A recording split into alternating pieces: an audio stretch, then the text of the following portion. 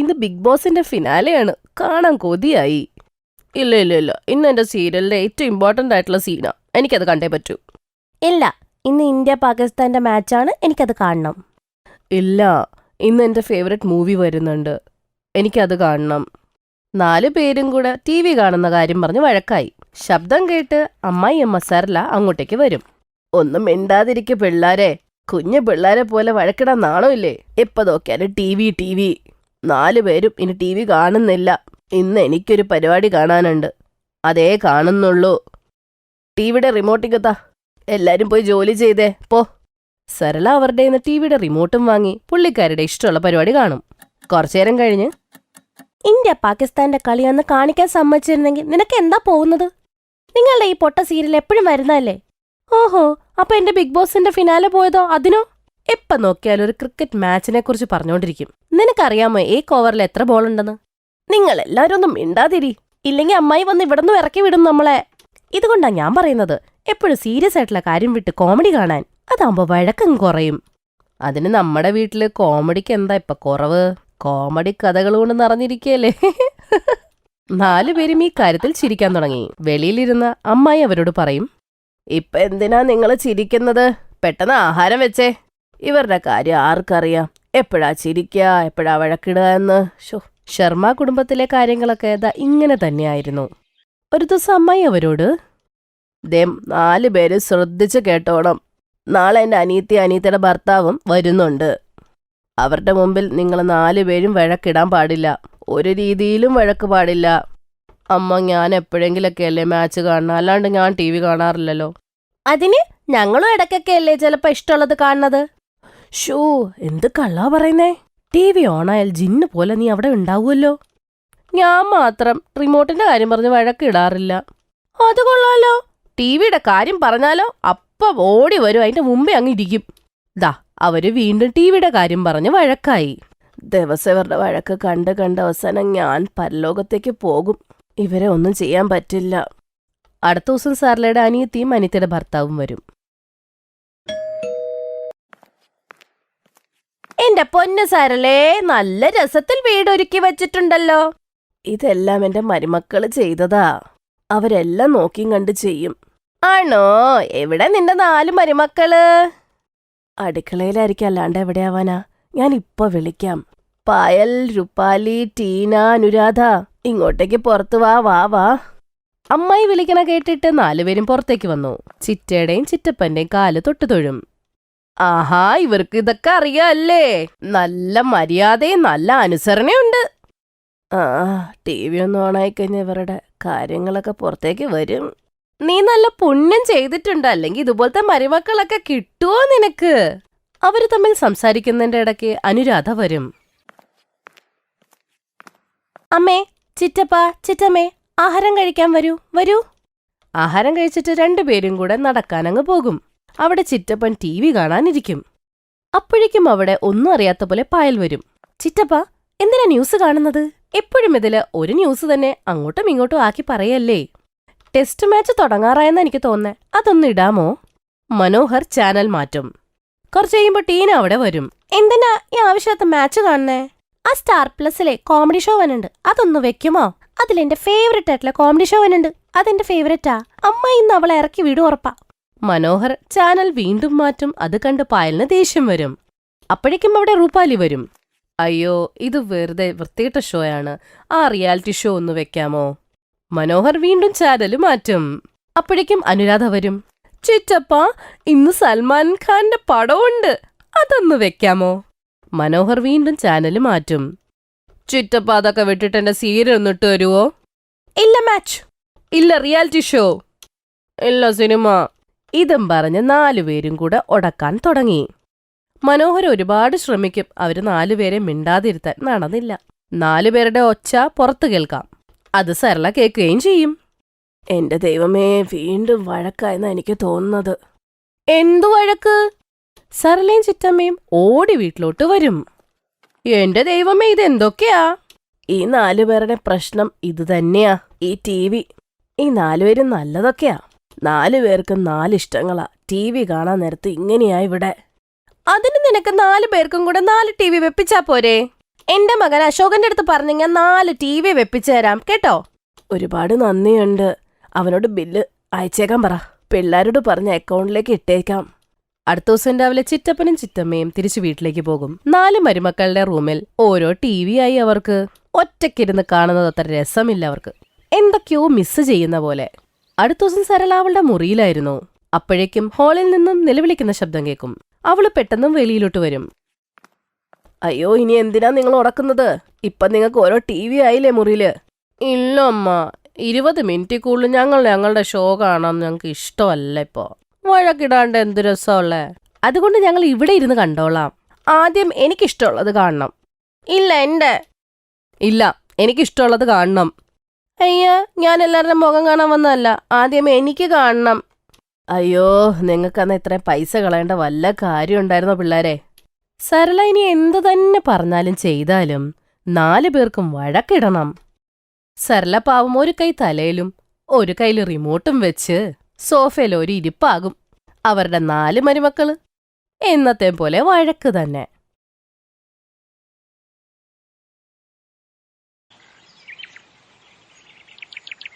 കോമൾ എന്ന പേരുള്ള ഒരു അനാഥ പെൺകുട്ടി ഖാൻപൂർ ഗ്രാമത്തിൽ ഒരു ചെറിയ കുടിലിൽ താമസിച്ചിരുന്നു.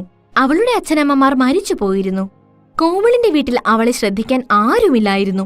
അവൾക്ക് ഇപ്പോൾ 6 വയസ്സായി. മുടി ചീകി ഒതുക്കാൻ പോലും അവൾക്ക് ഇപ്പോഴും അറിയില്ല. അതിനാൽ അവളുടെ മുടിയുടെ അവസ്ഥ മോശമായിരുന്നു. ഗ്രാമത്തിലെ കുട്ടികളും അവളെ വളരെയധികം കളിയാക്കിയിരുന്നു.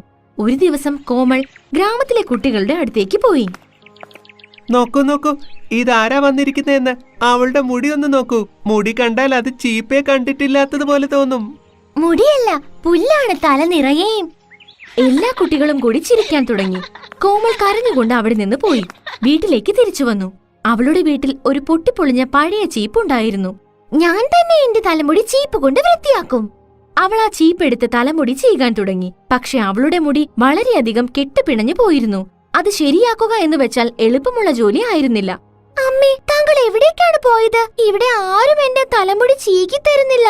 എല്ലാ കുട്ടികളും എന്നെ കളിയാക്കുന്നു. എന്റെ മുടി കാണാൻ പുല്ല് പോലെയാണെന്ന്. അമ്മ ഉണ്ടായിരുന്നെങ്കിൽ മറ്റു കുട്ടികളെ പോലെ എന്റെ മുടിയും നല്ല ഭംഗിയുള്ളതായേനെ. ഇതും പറഞ്ഞ് കോമൾ ഉറക്കെ കരയാൻ തുടങ്ങി. പക്ഷെ അവളുടെ വീട്ടിൽ അത് കേൾക്കാൻ ആരുമുണ്ടായിരുന്നില്ല. കുറച്ചു ദിവസത്തിനു ശേഷം കോമൾ കാട്ടിൽ വിറകു ശേഖരിക്കാൻ പോയി. കാട്ടിൽ നിന്നും വിറകെടുക്കുന്ന സമയത്ത് അവളുടെ മുടി കുറ്റിക്കാട്ടിൽ കുരുങ്ങിപ്പോയി. എന്റെ മുടി എവിടെയാണ് ഉടക്കിയത്? വളരെയധികം ശ്രമിച്ചതിനു ശേഷവും കോമളിന്റെ മുടിയിലെ കുരുക്ക് മാറ്റാൻ കഴിഞ്ഞില്ല. കോമൾ കരഞ്ഞുകൊണ്ട് ഭഗവാനെ സ്മരിക്കാൻ തുടങ്ങി. അല്ലയോ ഭഗവാനെ, ഞാനിത് എവിടെയാണ് പെട്ടുപോയത്? ഞാനിനി ഇവിടെ നിന്ന് എങ്ങനെ ഇറങ്ങും? എന്റെ തലമുടി നന്നായി വേദനിക്കുന്നുണ്ട്. എന്നെ സഹായിക്കൂ ദൈവമേ. അപ്പോഴാണ് അവിടെ ഉണ്ടായിരുന്ന ഒരു മരത്തിൽ നിന്ന് ശബ്ദം കേട്ടത്. നീ കരച്ചിൽ നിർത്തൂ. ഞാനിപ്പോൾ തന്നെ നിന്റെ മുടി വേർപെടുത്തി തരാം. മരത്തിന്റെ മാന്ത്രിക ശക്തിയാൽ കോമളിന്റെ മുടി കുറ്റിക്കാട്ടിൽ നിന്നും വേർപെട്ടു കിട്ടി. കോമൾ പേടിയോടെ ആ മരത്തെ നോക്കി. നീ പേടിക്കണ്ട, ഞാൻ നിന്നെ ഒന്നും ചെയ്യില്ല. ഞാനൊരു മാന്ത്രിക മരമാണ്. മാന്ത്രിക മരമേ, 1000 നന്ദി. താങ്കളില്ലായിരുന്നുവെങ്കിൽ ഞാൻ ഈ കാട്ടിൽ അകപ്പെട്ടു പോയേനെ. നീ ഇവിടെ എന്താണ് ചെയ്യുന്നത്? ഞാൻ വിറകെടുക്കാൻ വന്നതാണ്. പക്ഷെ എന്റെ മുടി പുല്ല് പോലെയാണ്. അതിനാലാണ് ഈ കുറ്റിക്കാട്ടിൽ അകപ്പെട്ടു പോയത്. എന്റെ അമ്മയും അച്ഛനും മരിച്ചുപോയി. വീട്ടിൽ എന്നെ ശ്രദ്ധിക്കാൻ ആരുമില്ല. എനിക്ക് മുടി ചീകാനും അറിയില്ല. അതുകൊണ്ടാണ് എന്റെ മുടി ഇങ്ങനെ പുല്ലുപോലെ ആയത്. ഞാനിത് ശരിയാക്കാൻ ഒരുപാട് ശ്രമിച്ചു നോക്കി, പക്ഷെ ശരിയാകുന്നില്ല. എന്റെ ഈ മുടി കണ്ടിട്ട് ഗ്രാമത്തിലെ എല്ലാ കുട്ടികളും എന്നെ കളിയാക്കാറുണ്ട്. ഇത്രയും പറഞ്ഞപ്പോൾ അവളുടെ കണ്ണുകൾ നിറഞ്ഞൊഴുകാൻ തുടങ്ങി. ഇനി നിന്നെ ആരും കളിയാക്കില്ല. അപ്പോൾ ആ മാന്ത്രിക മരം തന്റെ മാന്ത്രിക ശക്തിയാൽ കോമളിന്റെ മുടിയെ സ്വർണ്ണ നിറമുള്ള മുടിയാക്കി മാറ്റി. അല്ല, എന്റെ മുടി സ്വർണ്ണമുടിയായി മാറി. തന്റെ സ്വർണ്ണമുടി കണ്ടിട്ട് കോമൾ വളരെ സന്തോഷിച്ചു. ഇപ്പോൾ നിന്റെ മുടി സ്വർണ്ണമുടിയായി മാറിയില്ലേ? നിന്റെ മുടി ഇനി ലോകത്തെ ഏറ്റവും സുന്ദരമായ മുടിയായിരിക്കും. ഇനി നിന്നെ ആരും പുല്ലുപോലത്തെ മുടി എന്ന് പറഞ്ഞ് കളിയാക്കുകയില്ല. കോമൾ തിരിച്ചു വീട്ടിലേക്ക് വന്നു. അവളെ വഴിയിൽ വെച്ച് ആരൊക്കെ കണ്ടോ അവരെല്ലാം അവളുടെ സ്വർണ്ണമുടി കണ്ട് അന്തം വിട്ടു. 2 സ്ത്രീകൾ പരസ്പരം സംസാരിക്കാൻ തുടങ്ങി. അത് നോക്കൂ, സ്വർണ്ണ നിറമുള്ള മുടിയുള്ള കുട്ടി. എന്ത് സുന്ദരമാണത് കാണാൻ. നോക്കൂ, അത് കോമളാണ്. അവളുടെ മുടി നേരത്തെ പുല്ലുപോലെയാണ് ഇരുന്നത്. എങ്ങനെയാണ് ഇത്ര സുന്ദരമായത്? ഗ്രാമത്തിൽ നാലുപാടും കോമളിന്റെ മുടിയെപ്പറ്റിയുള്ള ചർച്ചകളായി. കോമൾ തന്റെ സ്വർണ്ണ നിറമുള്ള മുടി കണ്ടിട്ട് വളരെയധികം സന്തുഷ്ടയായിരുന്നു. എല്ലാ പെൺകുട്ടികളും കോമളിനോട് മുടിയുടെ രഹസ്യം ചോദിച്ചിരുന്നു. ഇങ്ങനെ കാലം പോയിക്കൊണ്ടിരുന്നപ്പോൾ കോമൾ ഇപ്പോൾ യുവതിയായി. സ്വർണ്ണമുടി അവളുടെ യൗവനത്തെ ഒന്നുകൂടി സുന്ദരിയാക്കി. ഇപ്പോൾ അവൾ വളരെ സുന്ദരിയാണ്. ഒരു ദിവസം വേറൊരു രാജ്യത്തെ രാജാവ് കാൺപൂർ നഗര ഗ്രാമത്തിലെ കാട്ടിൽ വേട്ടയാടാനായി വന്നു. വേട്ടയാടി നടന്ന രാജാവ് തന്റെ സൈനികരിൽ നിന്നും അകന്നുപോയി. അപ്പോൾ രാജാവിന് ഒരു മാനിനെ കാണാൻ ഇടയായി. അതിന്റെ കൂടെ മാനിന്റെ കുഞ്ഞും ഉണ്ടായിരുന്നു. രാജാവ് അതിനെ പിടിക്കാനായി മാനിന്റെ പുറകെ വന്നു. മാൻ തന്റെ കുഞ്ഞിനെയും കൊണ്ട് ഓടി ഒളിക്കാൻ ശ്രമിച്ചു. പക്ഷെ മാൻ കുഞ്ഞ് മുൾപടർപ്പിൽ അകപ്പെട്ടുപോയി. അതിനാൽ മാനിന് അവിടെ നിന്ന് രക്ഷപ്പെടാൻ കഴിഞ്ഞില്ല. സ്വന്തം കുഞ്ഞിനെ അങ്ങനെ കണ്ടിട്ട് മാനും അവിടെ തന്നെ നിൽപ്പുറപ്പിച്ചു. പുറകിൽ നിന്നും രാജാവ് കുഞ്ഞുമാൻ അകപ്പെട്ടിരിക്കുന്നത് കണ്ടു. ഇനി നീ നിന്റെ കുഞ്ഞിനെ ഉപേക്ഷിച്ചിട്ട് എവിടെ പോകും? ഇനി നോക്കിക്കോ. അപ്പോൾ അവിടെ കോമളും എത്തിപ്പെട്ടു. കോമൾ മാൻകുട്ടിയെ കണ്ടിട്ട് അതിനെ രക്ഷപ്പെടുത്താൻ ശ്രമിച്ചു. പേടിക്കണ്ട, നിനക്കൊന്നും സംഭവിക്കില്ല. ഞാൻ നിന്നെ ഒന്നും ചെയ്യില്ല. ഞാൻ നിന്നെ സഹായിക്കാനല്ല ഇവിടെ വന്നത്. അപ്പോഴാണ് രാജാവ് സ്വർണ്ണ നിറമുള്ള മുടിയുള്ള ഒരു പെൺകുട്ടി മാൻകുഞ്ഞിനെ രക്ഷിക്കുന്നത് കണ്ടത്. രാജാവ് അവളുടെ തലമുടിയിൽ തന്നെ നോക്കിക്കൊണ്ടിരുന്നു. ഇത്ര സുന്ദരമായ സ്വർണ്ണ നിറമുള്ള മുടി, ഇതാരാണ് ഈ സ്വർണ്ണ മുടിയുള്ള പെൺകുട്ടി? ഞാൻ ഇതുവരെ ഇത്ര സുന്ദരമായ മുടിയുള്ള പെൺകുട്ടിയെ കണ്ടിട്ടേയില്ല. രാജാവ് ഇതും ചിന്തിച്ചുകൊണ്ട് അവിടേക്ക് പതുക്കെ വരികയായിരുന്നു. അവിടെ എത്തിയപ്പോൾ മാനിനെയും മാൻകുട്ടിയെയും കാണാനേയില്ല. സ്വർണ്ണ നിറമുള്ള മുടിയുള്ള പെൺകുട്ടിയെയും കണ്ടില്ല.